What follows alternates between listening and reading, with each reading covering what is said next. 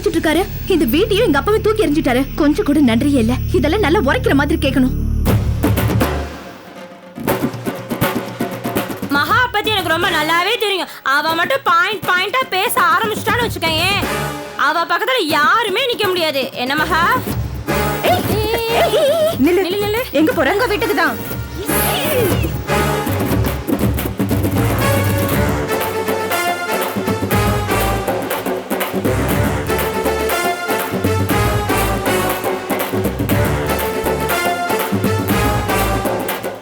டாடா.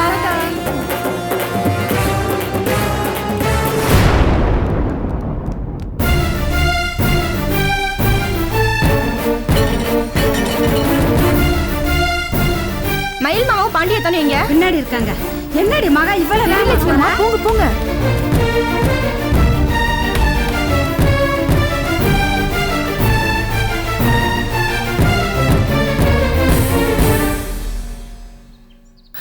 மகா அவ மூஞ்சே சரியில்லை. முதல்ல அவ எதுக்கு வந்திருக்கான்னு கவனி.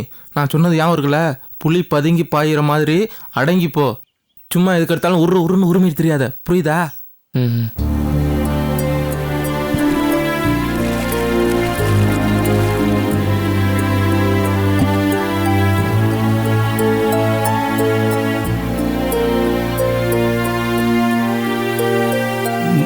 மகா வாமா வாமா வாமா.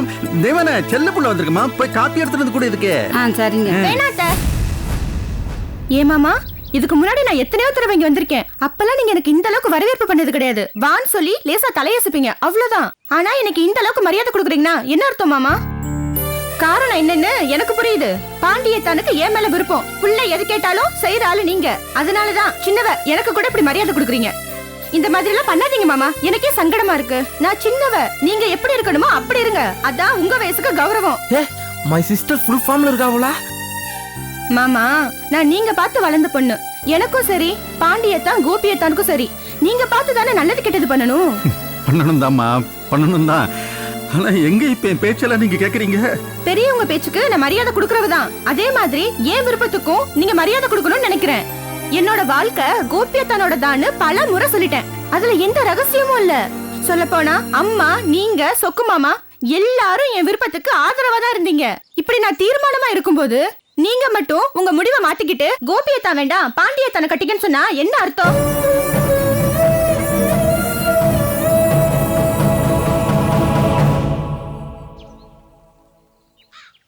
இதுக்கு முன்னாடி எப்பவாவது என்ன விரும்புறேன்னு சொல்லிருக்கீங்களா நீங்க? கோபியத்தானுக்கு தான் நானும் சொல்லி முடிவு பண்ண பிறகு இப்ப வந்து நீ இல்லாம என்னால வாழ முடியாதுன்னு சொல்றீங்களே, உங்களுக்கு கூச்சமா இல்ல? என்ன மனுஷன் நீங்க? இது பாருமா, கோபி கிட்ட நாங்க பேசணும். அவன் என்ன சொல்றான்னா, போதும், எல்லாமே தான் தெரியுமே மாமா. அதே மறுபடியும் உங்க வாயாலே சொல்றீங்க. இப்ப கோபியத்தான் துரோகி ஆயிட்டாரு, சொக்கு மாமாவையே வேண்டான்னு ஒதுக்கிட்டீங்களே. அங்க எல்லாரும் எவ்வளவு வேதனையா இருக்காங்க தெரியுமா? நீங்க பிரிஞ்சதை நினைச்சு நாங்க எல்லாரும் அழுதுட்டு இருக்கோம். ஒத்துமையா இருந்த குடும்பம் இப்ப பிரிஞ்சதுக்கு நான் தான் காரணம்னு சொல்றாங்க. எனக்கு ரொம்ப வருத்தமா இருக்கு தெரியுமா? ஆனா நான் காரணம் கிடையாது. பாண்டியத்தானோட முட்டாள்தனமான பிடிவாதம் தான் காரணம். அந்த பிடிவாதம் தப்புன்னு சொல்லாம புத்தி சொல்லி திருத்தாம அதுக்கு தொண போற நீங்களும் தான் காரணம்.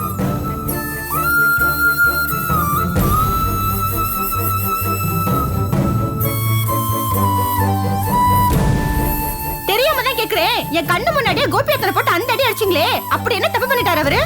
நான் பேசாம இருக்கும்போது உங்களுக்கு மட்டும் ஏன் அந்த ஆவேசம்? முத்தம் கொடுத்தது கோபியத்தங்கறனாலயா? இதுவே பாண்டியத்தானுக்கு முத்தம் கொடுத்திருந்தா இப்படிதான் அடிச்சிருப்பீங்களா? சொல்ல முடியாது மாமா. கை தட்டி பாராட்டினாலும் பாராட்டி இருப்பீங்க. ஏன்னா அந்த அளவுக்கு குழம்பு போயிருக்கீங்க நீங்க. பாவம் கோபியத்தான் உங்களை எதிர்த்து ஒரு பார்வை பார்த்திருப்பாரு அவரு. எல்லா அடியையும் வாங்கிக்கிட்டு மறுபடியும் உங்களை பார்த்து விளக்கம் கொடுக்கணும்னு உங்க வீடு தேடி வந்தாரு. விளக்கமா? என்ன விளக்கம் கொடுக்க போறான்? விளக்கண்ண நான் வரும்போது நீங்க இருந்ததான் பார்த்தனே. ஓ, நாங்க அப்படி இருந்ததை பார்த்துட்டு தான் கோபியத்தனை போட்டு அடி அடின்னு அடிச்சீங்க. அவருக்கு துரோகி பட்டமும் கொடுத்தீங்க. உண்மை என்னன்னு தெரியுமா? நீங்க வரும்போது கோபியத்தான் என்கிட்ட தயவு செஞ்சு நீ பாண்டியத்தனை கட்டிக்கன்னு சொல்லி கெஞ்சிட்டு இருந்தாரு.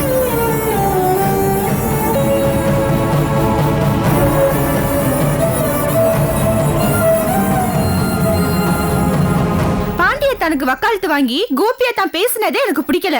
அப்ப நீங்க வரத பார்த்தேன்.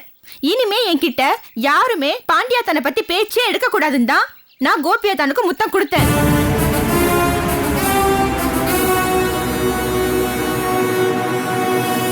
கோபியத்தான் பாவம், அது அவர் எதிர்பார்க்கவே இல்ல, பதறிட்டாரு. அதுக்குள்ள நீங்க வந்து அவரை அடிச்சிட்டீங்க. என்னைய பார்த்து முத்தம் கொடுக்கணும்னு கோபியத்தான் இங்க வரல, அவரை இங்க அனுப்புனதே பாண்டியத்தான் தான். அது தெரியுமா உங்களுக்கு?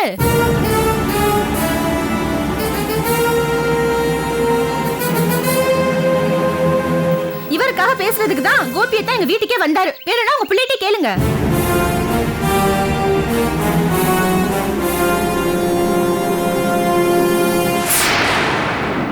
மாப்பிள்ள பாயிண்டா லாக் பண்ணுறேன் சிஸ்டரு. பேசாமல் அடங்கி இப்போ சாரி கேட்டு சரண்டர் ஆயிரு. அப்போ தான் நீ ஃபியூச்சரில் மகாவை மறுபடியும் ட்ரை பண்ண முடியும். மாப்பிள்ள சாரி கேட்டுடா. அவள் டெரர் லுக்கு கொடுக்குறா, நான் கிளம்புறேன். கோபியத்தனை போய் துரோகின்னு சொல்றீங்களே, ஒரே ஒரு விஷயத்தை மட்டும் நல்லா யோசிச்சு பாருங்க. கோபியத்தான் கிட்ட நீங்க மகாவை பாண்டி கட்டிக்கட்டும், நீ ஒதுங்கிக்கன்னு முதல்ல போய் அசிங்கமா பேரம் பேசுனீங்கல்ல, அப்பவே கோபியத்தான் நீங்க இத பத்தி அப்பா கிட்டே மகா கிட்டே பேசுங்கன்னு சொல்லிட்டு அவர் பாட்டுக்கு ஒதுங்கி இருக்கலாமே. அப்படி பண்ணிருந்தா இந்த பிரச்சனை அங்கேயே முடிஞ்சிருக்கும், அவருக்கும் துரோகி பட்டம் கிடைச்சிருக்காது.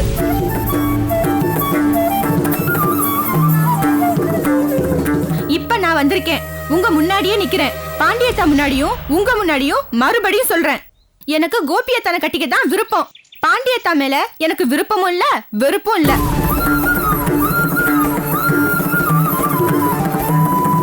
என்னோட விருப்பத்துக்காக நீங்க கோபியத்தானையும் சொக்கு மாமாவையும் தண்டிக்கிறதுல என்ன நியாயம்? நீங்க பாட்டுக்கு சண்டை போட்டு வந்துட்டீங்க. ஆனா இங்க சொக்கு மாமா சின்ன குழந்தை மாதிரி உடைஞ்சு போய் உட்காந்துருக்காரு. யாரும் பார்க்காத சமயத்துல அழுகுறாரு தெரியுமா?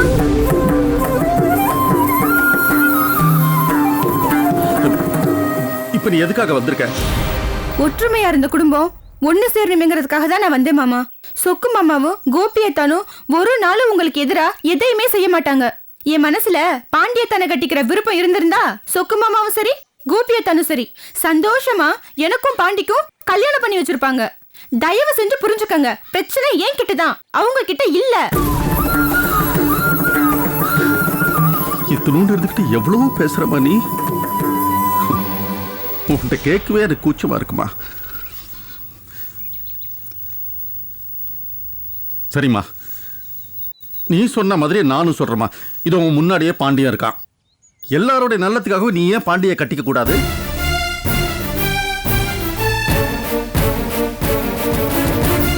நான் ஒரு பொண்ணு மாமா, அதுவும் நல்ல குடும்பத்துல பிறந்த பொண்ணு. கோபியத்தான் என் புருஷன்னு மனசுல நினைச்சிட்டேன். அது 1000 தடவை எல்லார்கிட்டயும் சொல்லிட்டேன். போலீஸ் ஸ்டேஷன் போய் பேப்பர்ல என் விஷயம்லாம் வந்து ஊருக்கெல்லாம் தெரிஞ்ச பிறகு நான் பாண்டியத்தானை கட்டிக்கிட்டா அது பெரிய கேவலம். அதுக்கு நான் யாரையுமே கட்டிக்காம கூட இருந்துடலாம். ஆனா நீங்க இந்த அளவுக்கு சொல்றீங்க. இத்தனைக்கு பிறகும் பாண்டியத்தானுக்கு என்னை கட்டியே தீரணுங்கிற எண்ணம் இருந்தா நான் வேணா பாண்டியத்தானை கட்டிக்கிறேன்.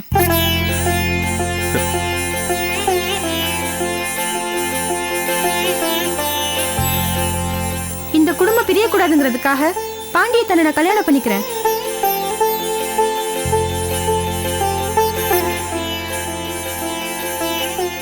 ஆனா ஒண்ணு, நான் இதுவரைக்கும் எல்லாத்துலயும் வெளிப்படையா தான் இருந்திருக்கேன். இனிமேலும் இப்படிதான் இருப்பேன். கோபியத்தா மேல எனக்கு இருக்க காதல என்னால மாத்திக்க முடியாது. ஒரு கல்யாணம் இந்த காதல மாத்திர முடியாது. கல்யாணம் ஆன பிறகும் நான் கோபியத்தான காதலிப்பேன், அவரை பார்ப்பேன், அவர் கூட பேசுவேன், இல்லாட்டி செத்துருவேன்.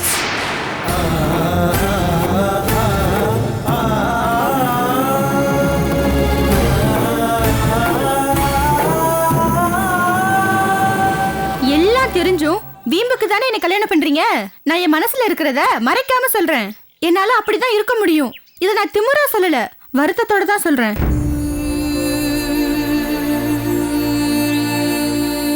கோபியத்தான நான் கடைசி வரைக்கும் காதலிப்பேன், அவர் கூட தான் சுத்துவேன். இதுக்கு நீங்க சரின்னு சொன்னா இப்பவே நான் உங்களை கல்யாணம் பண்ணிக்கிறேன். நடந்த எல்லா குழப்பங்களுக்கும் பிரச்சனைகளுக்கெல்லாம் நான் தான் காரணம். இனிமே வராது. சாரி மகா. உங்களுக்காக கோபியத்தான் பேச வந்து உங்களுக்கு நல்லது பண்ணி உங்ககிட்டயே துரோகி பட்டம் வாங்கிட்டாரு. நம்ம என்னடா தப்பு பண்ணோம்னு நினைச்சு புழுங்கிட்டு இருக்காரு. அந்த வேதனை உங்களுக்கு இங்க தெரிய போகுது. மாமா, நீங்க பெரியவங்க, உங்களுக்கு நான் சொல்லணுமா? கோபியத்தான் நீங்க கிழிச்ச கோட்டை தாண்டாதவரு. சொக்கு மாமா உங்களை தன்னோட உயிரா நினைக்கிறவரு. நீங்களும் அப்படிதான் பாசம் வச்சிருக்கீங்க. இப்ப நடந்துட்டு இருக்க பிரச்சனைக்காக நீங்க 2 பேரும் பிரிஞ்சிடக்கூடாது.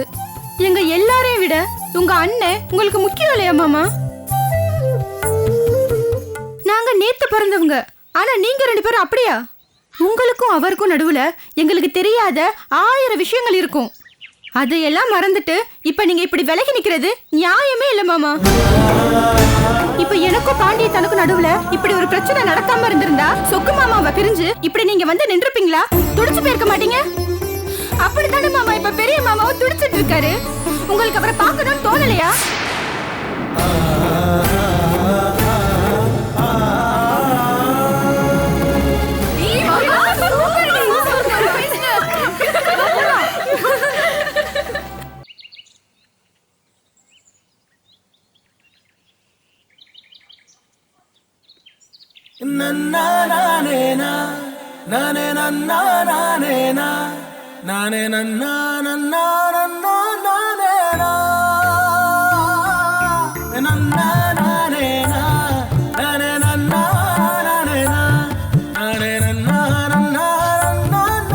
தனியாவா இருக்க?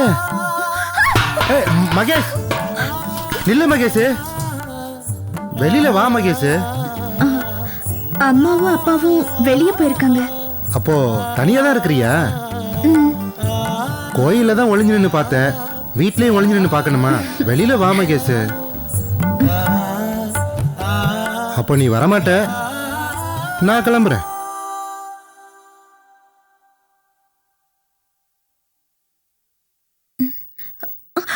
வாங்க வெளியில வாங்க. வா மகேஷ்.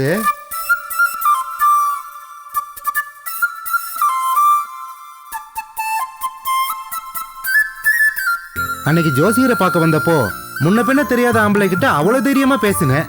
இன்னைக்கு நான் தான் கட்டிக்க போறவன்னு தெரிஞ்சதும் பயந்து போய் ஓடி ஒளியிற. பயப்படுற அளவுக்கு நான் என்ன புலியா இல்ல சிங்கமா? என்ன விஷயம்னு சொல்லுங்க. இப்படி பயந்து பயந்து செத்தா நாம 2 பேரும் எப்படி புருஷ மண்டாட்டியா வாழ்றது? ஆமா, இப்ப இப்படிதான் சொல்வீங்க, அப்புறம் கல்யாணத்துக்கு அப்புறம் பிரச்சனை பண்ணுவீங்க. எங்க அக்கா தான் அந்த மாதிரி. காராச்சவ புளியோட அடுப்பு பக்கத்துல இருந்து கொதிக்கிற எண்ணெய் மாதிரி எப்ப பார்த்தாலும் சூடாவே இருக்கும். ஆனா நான் அந்த மாதிரி இல்ல மகேஷ். பாப்போம் பாப்போம் கல்யாணத்துக்கு அப்புறம் எப்படி இருக்கீங்கன்னு. இப்படிதான் தைரியமா பேசணும். அதான் ஏன் மகேஷ். ஆமா, முன்னாடில இருந்து யோசிச்சுக்கிட்டே இருக்கேன், இந்த குரலை எங்கேயோ நான் கேட்டிருக்கேனே. அது சன் மியூசிக்ல காரைக்குடி மகேஸ்வரி. ஓ, அந்த வாயாடி நீதானா? நான் ஒன்னும் வாயாடி இல்ல.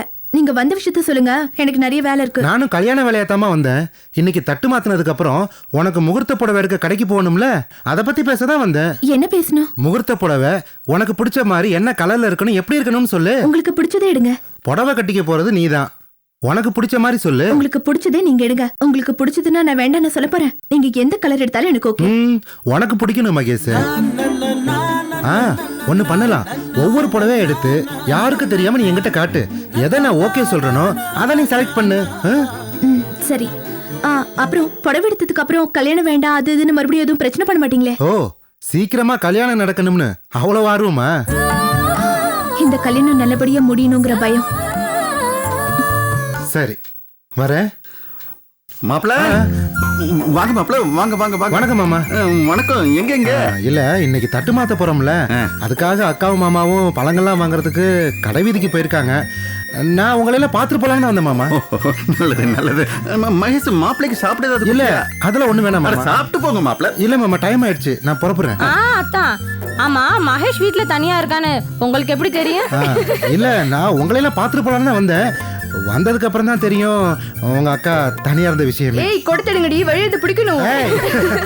அது எப்படி நீங்க 2 பேரும் சொல்லி வச்ச மாதிரி பச்சை கலர்ல ட்ரெஸ் போட்டிருக்கீங்க? நீ கூட தான் பச்சை கலர்ல சுடிதார் போட்டிருக்க. அப்ப நம்ம 2 பேரும் சொல்லி வச்சு போட்டுக்கிட்டோமா? மாப்பிள்ள நல்லா தான் பேசுறாரு. அக்கா என்ன தேடிக்கிட்டு இருக்கோம். அப்போ நான் போயிட்டு வரேன் மாமா. நல்லது, வாங்க மாப்பிள்ள. வரேன்.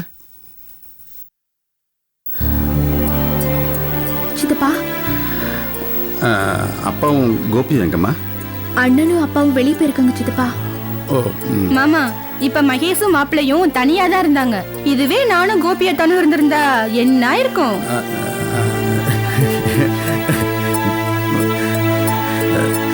கோபத்தை கண்ட்ரோல் பண்றீங்க.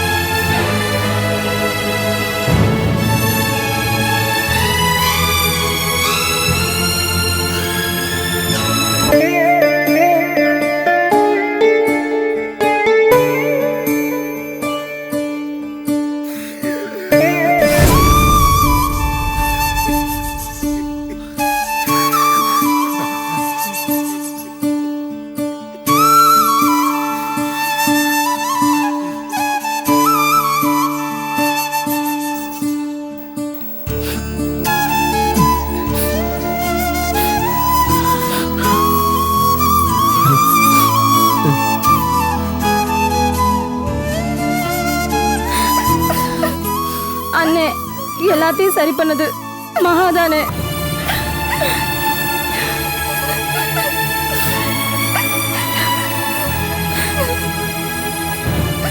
நீ ஏமா அழுகிற? நீங்க அழுகுறீங்கல்ல, அதனாலதான். நீங்க அழுதா என்னால தாங்கிக்க முடியாதுதான். இனிமே அழுகாதீங்க.